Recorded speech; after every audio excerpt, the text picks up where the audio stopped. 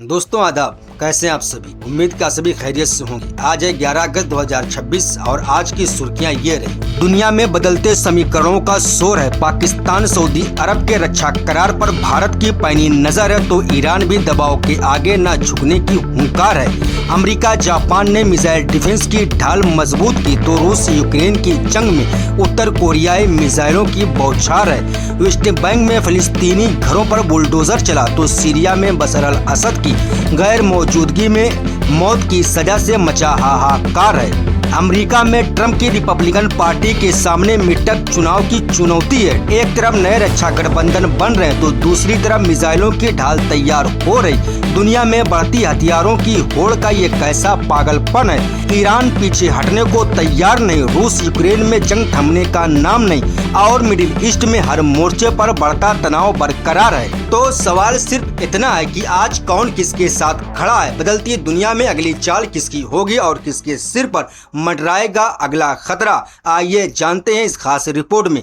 मैं हूं रियाज अहमद और आप देख रहे हैं हमारा खास शो बातें दुनिया की। वीडियो में आगे बढ़ने से पहले मैं आपको बताना चाहूंगा मेरे 1000 से ज्यादा सब्सक्राइबर हो चुके। जिन लोगों ने इस चैनल को सब्सक्राइब किया उनका बहुत बहुत शुक्रिया और मेरी दुआएं उन सभी लोगों के साथ। दोस्तों, दुनिया के अलग अलग हिस्सों से इस वक्त कई ऐसी बड़ी खबरें सामने आ रही जिनका असर आने वाले दिनों में अंतर्राष्ट्रीय यानी आलमी सियासत और सुरक्षा पर दिखाई दे सकता है। सबसे पहले बात करते हैं भारत और पाकिस्तान से जुड़ी उस खबर की जिसने मिडिल ईस्ट की बदलती सियासत के बीच नई चर्चा शुरू कर दी है।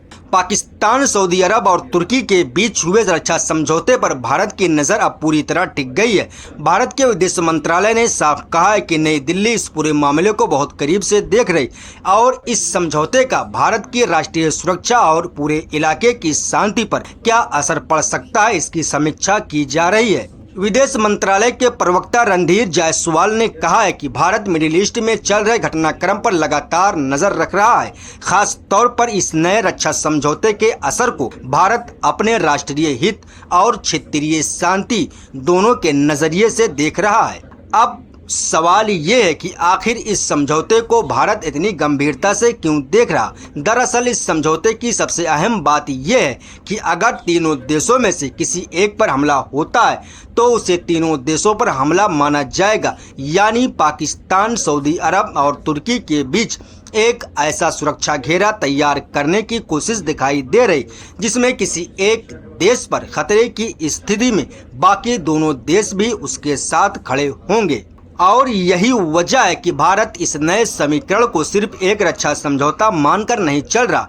पाकिस्तान का इसमें शामिल होना भारत के लिए इस पूरे मामले को और ज्यादा अहम बना देता है। हालांकि भारत ने अभी तक इस समझौते की कोई सीधी निंदा नहीं की है। नई दिल्ली का रुख फिलहाल काफी संभला हुआ है। न कोई तेज बयान, न कोई सीधा हमला, बल्कि साफ संदेश है कि भारत पहले इस समझौते को समझेगा, उसके असर का जायजा लेगा और फिर जरूरत के हिसाब से कदम उठाएगा। यानी भारत का संदेश बिल्कुल साफ है, नजर भी है, समीक्षा भी है और जरूरत पड़ी तो अपने राष्ट्रीय हितों की हिफाजत के लिए कार्रवाई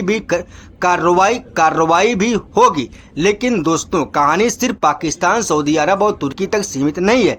इसी दौरान ईरान की तरफ से भी एक ऐसा बयान आया जिसने मिडिल ईस्ट में बढ़ते तनाव के बीच सवाल खड़े कर दिए।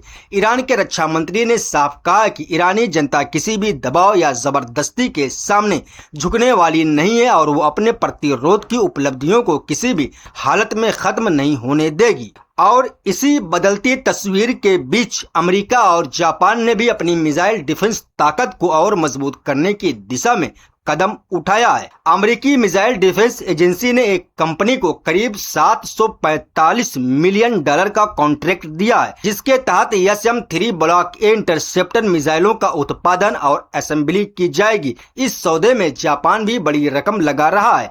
अब इस मिसाइल को अमेरिका और जापान ने मिलकर विकसित किया है। इसमें पहले के मुकाबले ज्यादा ताकतवर रॉकेट मोटर और बेहतर काइनेटिक वारहेड लगाया गया जिससे ये ज्यादा बड़े इलाकों को बैलिस्टिक मिसाइलों से बचाने में मदद कर सकती है। इसकी जरूरत को आज के हालात से भी समझा जा सकता है। दुनिया के कई हिस्सों में बैलिस्टिक मिसाइलों का खतरा बढ़ रहा है और इसी वजह से अमेरिका और उसके सहयोगी देश अपने मिसाइल डिफेंस सिस्टम को मजबूत करने में लगे हुए हैं। इसी बीच रूस और यूक्रेन के बीच जंग एक बार फिर खतरनाक मोड़ लेती दिखाई दे रही है। यूक्रेन के राष्ट्रपति व्लादिमीर जेलेंस्की ने रूस पर आरोप लगाया है ज़पोरिज़िया पर हुए हमले में उत्तर कोरिया से मिली बैलिस्टिक मिसाइलों का इस्तेमाल किया गया है। यूक्रेनी अधिकारियों के मुताबिक इस हमले में कम से कम 6 लोगों की मौत हुई और 19 लोग घायल हुए हैं। जेलेंस्की ने इसे जानबूझकर किया गया हमला बताया और कहा है कि रूस लगातार ऐसे हथियारों का इस्तेमाल कर रहा है। यानी एक तरफ अमेरिका और जापान मिसाइलों को रोकने के लिए अपनी डिफेंस ताकत बढ़ा रहे, तो दूसरी तरफ रूस यूक्रेन जंग में बैलिस्टिक मिसाइलों का इस्तेमाल चिंता बढ़ा रहा है। और इस पूरी कहानी में सबसे बड़ा नाम अब उत्तर कोरिया का सामने आया है। जेलेंस्की का दावा है कि रूस को उत्तर कोरिया से सिर्फ हथियार ही नहीं मिल रहे, बल्कि बड़ी संख्या में सैनिकों की मदद मिलने की भी आशंका है। उनका कहना है कि अगर रूस और उत्तर कोरिया के बीच सैन्य सहयोग इसी तरह बढ़ता रहा तो आने वाले समय में युद्ध और ज्यादा खतरनाक रूप ले सकता है। तो सवाल अब ये है कि क्या दुनिया धीरे धीरे एक ऐसे दौर में पहुंच रही है जहां सिर्फ जंग ही नहीं बल्कि हथियारों और रक्षा गठबंधनों की एक नई दौड़ शुरू हो चुकी है। दोस्तों, बात करते हैं अमेरिका की, जहां आने वाले मिड टर्म चुनाव राष्ट्रपति डोनाल्ड ट्रंप और रिपब्लिकन पार्टी के लिए बड़ी परीक्षा बनते जा रहे हैं। नवंबर 2026 में होने वाले इन चुनाव में अमेरिकी कांग्रेस की ताकत का समीकरण बदल सकता है।